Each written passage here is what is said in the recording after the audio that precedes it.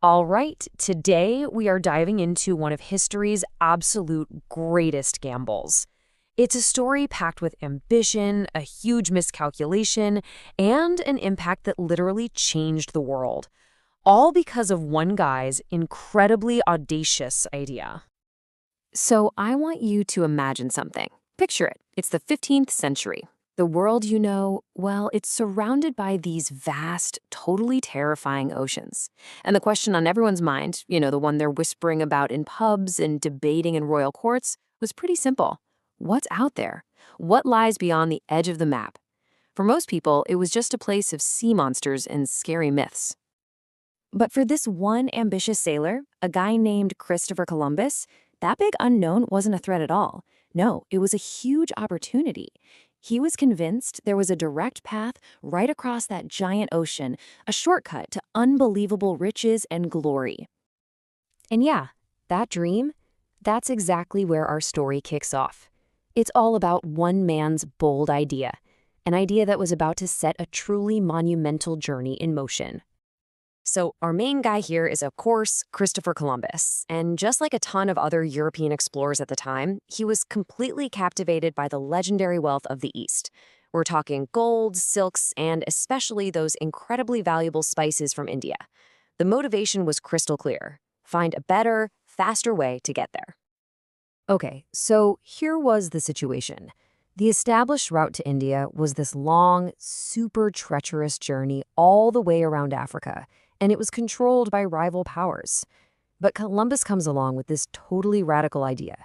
He says instead of sailing east, why don't we just sail west? Now, this was based on the idea that the Earth was round, which educated people knew. He figured it would be way more direct. But here's the thing, his crucial mistake, and it was a big one: he dramatically underestimated how big the planet actually is. He thought Asia was thousands of miles closer than it really was. And you can probably guess how that went over, right?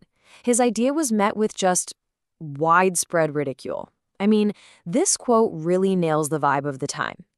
Sure, the educated folks knew the world was round, but for the average person, that fear was still very, very real.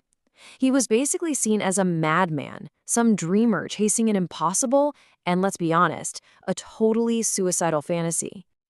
So that begs the question, right? How on earth does a supposed madman get the cash for a suicidal journey? Well, that brings us to the royal gamble. And this part of the story, it wasn't just about sailing, it was all about salesmanship. After getting turned down by other kingdoms, Columbus takes his big, ambitious plan to the Spanish monarchs. And his timing? It was absolutely perfect. You see, Spain had just finished unifying the country, and they were hungry for a way to get a leg up on their rivals, Portugal. So Columbus wasn't just selling a boat trip. He was selling national glory, a massive strategic advantage. And you know what? Incredibly, after years of lobbying, of facing all this deep skepticism, they actually said yes. They agreed. Spain, feeling good after some military wins and eager to expand its influence, decided to roll the dice on this persistent sailor from Genoa. The expedition was officially on. So, with that royal backing locked in, the real challenge began: the journey into the unknown. We're talking 3 small ships pushing off into an ocean that, as far as they were concerned, might just go on forever. Okay, so they set sail on August 3rd, 1492. And for weeks, just nothing. An empty horizon. By the time mid-September rolled around and still no land in sight, that initial optimism the crew had, yeah, that had totally curdled into fear and straight-up anger. And then, after more than 2 grueling months at sea, we get to the big day, October 12th, landfall. But wow, getting to that D was just brutal. I mean, really try to put yourself there. You're on this tiny ship, thousands of miles from any land you know. You're facing these violent storms, your supplies are getting low, and every single day you wake up to the same unbroken horizon. The psychological toll, it must have been absolutely immense. And yeah, the crew, they hit their breaking point. They were on the absolute verge of mutiny. demanding that Columbus turn the ships around before they all starved to death or were just lost at sea forever. The whole thing was just hanging by a thread. So, faced with this mutinous crew, what does Columbus do? He holds his ground. He projects this unwavering confidence, and who knows if he really felt it or not, and he promises them that land is just over the horizon. It was his sheer force of will, his determination, that was the only thing keeping this expedition alive. And you know what? That determination, it paid off big time. Which brings us right to the climax of our story. Land, land ahead. This is the moment that would echo through all of history. Now, just think about that number for a second. More than 2 months. 70 straight days sailing into what must have felt like absolute nothingness. The scale of what they went through was just immense, which makes the relief that was about to hit them even more incredible. And then, there it was, the shout that changed absolutely everything.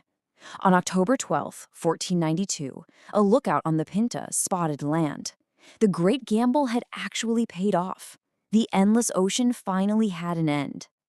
So they had landed on an island in what we now know as the Bahamas. But here's the great, massive irony of this whole story. Columbus was absolutely convinced he had succeeded in his original mission. He truly believed he had reached the outskirts of Asia, what they called the East Indies. And this fundamental misunderstanding, well, it had some pretty lasting consequences. Because he was so sure he was in India, Columbus called the native people he met Indians. And that's a name that would stick for centuries, used to describe all the diverse native peoples of the Americas. So, what was the real result of this historic mistake? What did it all lead to? Well, that brings us to our final section here, a world transformed, and the true, complicated legacy of this one single voyage. This is a fact that's just staggering to think about. Christopher Columbus went to his grave without ever understanding the true magnitude of what he'd done. He died actually believing he was a failure, that he hadn't completed his primary mission of finding that quick western route to Asia. But his true impact was something he never, ever could have envisioned. He had accidentally connected 2 massive hemispheres of the planet, kicking off a totally unprecedented era of exploration and colonization. This sparked something we now call the Columbian Exchange, this enormous transfer of plants, animals, technology, and ideas between the Old World and New World that completely reshaped the entire globe, forever. So what's the big takeaway from all this? I think it's that sometimes immense change comes from the most unexpected places. This whole story really highlights how courage and a singular vision, even a vision based on a huge miscalculation, can have consequences that ripple out far, far beyond what anyone could have ever imagined. And that kind of leaves us with one last thing to think about. Columbus's discovery, when you boil it down, was a colossal error. He was totally in the wrong place. So it makes you wonder, doesn't it? What historical mistake do you think had the biggest impact on our world?